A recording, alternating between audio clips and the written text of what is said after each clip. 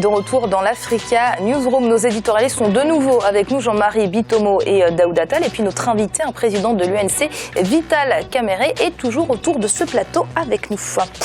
Et l'OMS, l'Organisation mondiale de la santé, a décrété l'état d'urgence mondial face à la propagation du virus Zika. Lors d'une réunion qu'elle a tenue ce 1er février à Genève, l'organisation a prévenu les gouvernements africains auxquels elle a demandé une très grande vigilance. Quelques jours avant, c'était le gouvernement kényan qui affirmait craindre la propagation de ce virus au sein de ses frontières. Un sujet préparé par Alioune Guindo. Le virus Zika menace les États africains. Lors d'une rencontre le 1er février 2016 à Genève, en Suisse, l'Organisation mondiale de la santé a décrété un état d'urgence mondial. Une attention particulière a été accordée aux États africains. Quelques jours avant, le 24 janvier 2016, le gouvernement kényan exprimait ses craintes quant à la propagation de ce virus au sein de ses frontières.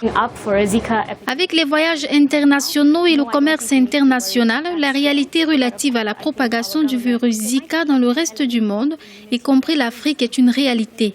En d'autres termes, nous préparons-nous à une épidémie ou une pandémie de Zika maintenant? Non, je ne pense pas que nous devions nous inquiéter à ce point.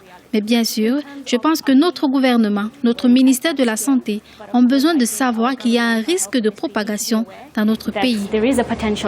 Le virus Zika, transmis par des piqûres de moustiques tigres et de moustiques du genre Aedes aegypti, se propage à grande vitesse, surtout au sein du continent sud-américain. Le moustique Aedes aegypti est aussi présent en Afrique, raison pour laquelle l'Organisation mondiale de la santé s'inquiète d'une évolution du virus. Pouvant passer inaperçus, les symptômes de l'infection due au virus Zika sont principalement d'ordre grippaux, mais peuvent aussi se manifester par des malformations chez les enfants dont les mères ont été infectées lors de la grossesse. Je déclare que le recensement récent de microcéphalie et d'autres anomalies neurologiques signalées en Amérique latine et qui font suite à d'autres signalements en Polynésie française en 2014 constitue une urgence de santé publique à envergure internationale. Même si elle a atteint un pic au Brésil, l'épidémie due au virus Zika reste en phase de croissance. Une raison pour laquelle l'Organisation mondiale de la santé demande à tous les États africains exposés de prendre toutes les dispositions nécessaires à la prévention de l'infection. Jean-Marie, un nouveau virus dont l'Afrique se serait bien passée, le continent qui termine à peine sa bataille contre Ebola et qui doit encore faire face au paludisme. Effectivement, Amira, cette vigie sanitaire-là est vraiment indispensable pour nous en Afrique. Tout simplement pourquoi? Parce que nous n'avons pas, si vous voulez, les moyens logistiques, l'encadrement nécessaire pour pouvoir y réagir. Donc il faut aller dans la prévention, comme on l'avait dit. Nous avons vécu ce que Ebola nous a coûté, si vous voulez, aux pays africains. Donc, il est très très important d'agir en amont et non en aval, ne pas attendre que l'épidémie arrive, si vous voulez, sur le terrain, puisque l'Afrique ne dispose pas des moyens nécessaires pour pouvoir faire face à une épidémie. On s'adresse toujours à l'extérieur. Comme le disait notre invité là tout à l'heure, ce sont les Africains, c'est nous-mêmes qui devons faire l'Afrique. Donc, pour l'instant, nous n'avons pas de moyens. Donc, il n'y a que cette vigie sanitaire-là qui est nécessaire afin que le peuple soit informé, si vous voulez, qu'on ne confonde pas, si vous voulez, Zika éventuellement avec des piqûres de paludisme et tout ce qui s'ensuit. Donc, il faut très très bien, c'est-à-dire faire véhiculer cette information-là sur le terrain vis-à-vis des populations pour qu'il y ait une réactivité, si vous voulez, sur le terrain, ne serait-ce que vis-à-vis de la population elle-même, qu'elle sache déjà à peu près les symptômes, comment pouvoir les décoder par rapport aux symptômes éventuellement quand quelqu'un a un paludisme. Donc, cette vigie sanitaire-là est vraiment importante pour l'Afrique aujourd'hui. Alors, Daouda, cette maladie se transmet par piqûre de moustiques comme le paludisme, encore le chikungunya. L'Afrique connaît donc déjà les manières de se protéger face à de telles menaces. C'est un paradoxe, Amira. Effectivement, on pourrait dire qu'on est habitué à ce type de pathologie et qu'on serait amené et qu'on a les moyens de défense aujourd'hui. Or, c'est pas le cas. Donc il y a un paradoxe à ce niveau-là. C'est pas normal que pour les pathologies les plus importantes de ce type-là, que l'on trouve les centres de soins et les instituts de recherche en Occident. On devrait trouver ça sur le continent. Par exemple, on l'a vu avec Ebola. C'est à l'Institut Pasteur qu'il fallait aller faire les prélèvements et les analyser à l'Institut Pasteur. Bon, si on veut notre indépendance, il est temps aussi que l'on développe des centres de recherche et des laboratoires d'analyse efficaces. Monsieur Kamerhe, les États sont désormais prévenus. Quels leviers doivent-ils actionner aujourd'hui pour éviter une épidémie? Moi, je parlerai d'une véritable malédiction, puisque quand on a parlé d'Ebola, nous sommes encore dans plein ravage du paludisme, puisque le paludisme tue plus que le sida. Même quand le sida a été découvert, c'est le continent africain qui était pointé du doigt. Aujourd'hui, c'est parti de l'Amérique latine, on a parlé même des États-Unis d'Amérique, mais très vite, au niveau des médias, on commence à pointer du doigt l'Afrique.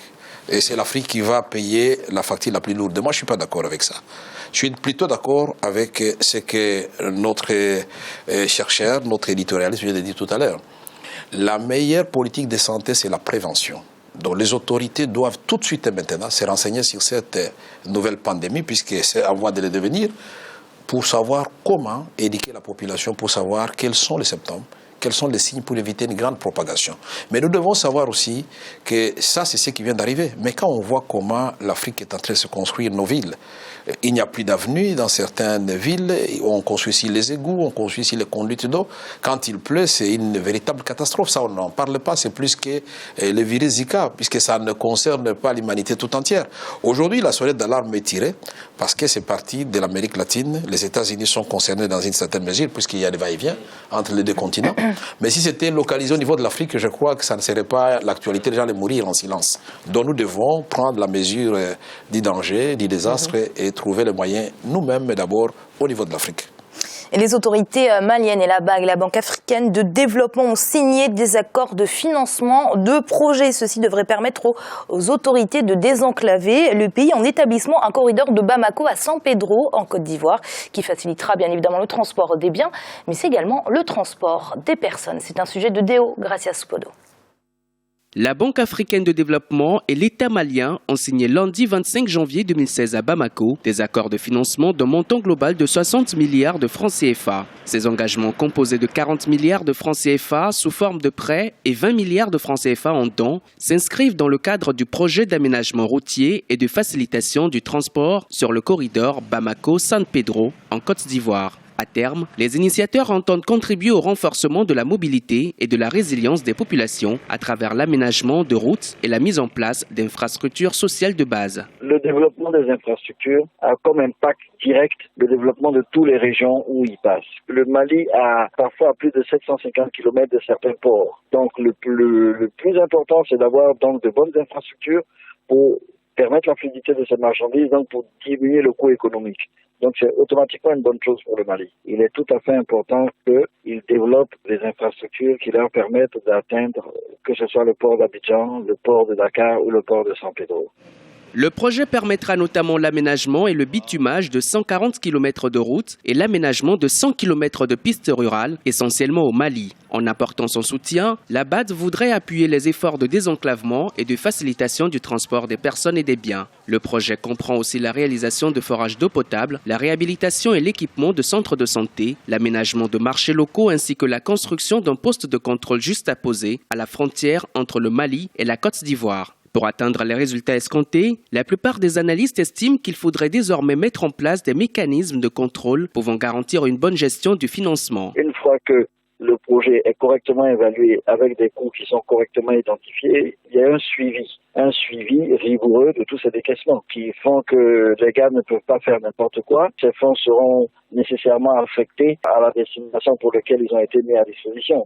Et nous savons quand même que le Mali n'est pas un pays de grands scandales de détournement. Ils ont développé beaucoup d'infrastructures routières. Je pense que la BAD ont des instruments de suivi assez pertinents et rigoureux de tous les décaissements qu'ils font pour le développement de ces pays.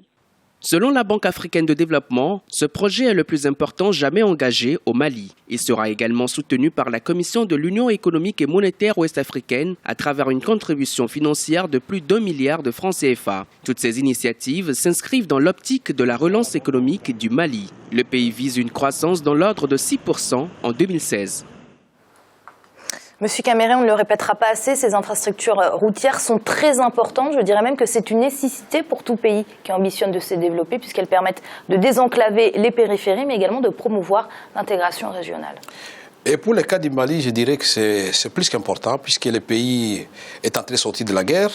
Le pays connaît beaucoup d'actes de terrorisme et nous devons féliciter le président Ibeka avec son équipe de la manière dont ils sont en train de se battre pour pacifier le Mali. Et je pense que l'une des pistes de pacification du pays, c'est des grands travaux. Puisque les jeunes gens qui sont dans les groupes armés ou qui s'adonnent à des tueries à travers le terrorisme, s'ils trouvent du travail, à travers les grands projets qui sont en train de se développer, ce sont des effets induits. Mais au-delà de cela, nous pensons qu'un pays de la taille du Mali a besoin aussi de routes intérieures qui puissent relier les différents coins du Mali pour permettre aux différentes communautés de se réconcilier réellement en se côtoyant les unes à côté des autres. Et nous devons encourager ce genre de projet entre le Mali et la Côte d'Ivoire. Et là, la Banque africaine de développement vient de faire quelque chose de très remarquable. C'est ça, un exemple d'une solution africaine aux problèmes africains. Et je fais confiance au président Ibeka, que je connais personnellement, que cet argent sera très bien géré. Merci Monsieur Caméré d'avoir été avec nous ce soir. Je rappelle que vous êtes président de l'UNC. Merci pour vos analyses. C'est moi qui vous remercie et je voudrais profiter de votre antenne pour féliciter tous les peuples congolais à travers nos léopards qui ont gagné aujourd'hui et sont qualifiés pour les demi-finales. Je félicite aussi les peuples guinéens. Ils n'ont pas perdu, ils n'ont pas de mérité, mais il n'y avait qu'un seul gagnant, hélas, qui devait être qualifié aujourd'hui. Et dimanche, je serai personnellement à Kigali pour assister à cette finale que nous rêvions tant. Pour le peuple congolais, c'est très important que nous ayons un brin d'espoir à travers ne fût-ce que le football. Et oui, vous parlez, Monsieur Caméré, donc de la finale du CHAN qui se déroulera dimanche au Rwanda. Merci, Monsieur Caméré. Au Rwanda, voilà. Merci. Merci à vous également, Jean-Marie. Bonsoir Amira et bonsoir à tous nos téléspectateurs et téléspectatrices. Et merci à vous, Daouda. Merci Amira, bonsoir à toutes et à tous. Vous l'aurez compris, c'est la fin de cette émission, mais l'Africa Newsroom, ce n'est pas fini. On se retrouve demain en cette semaine toujours consacrée au Bénin avec un dossier du jour qui s'intéressera au paysage médiatique du pays. À très vite.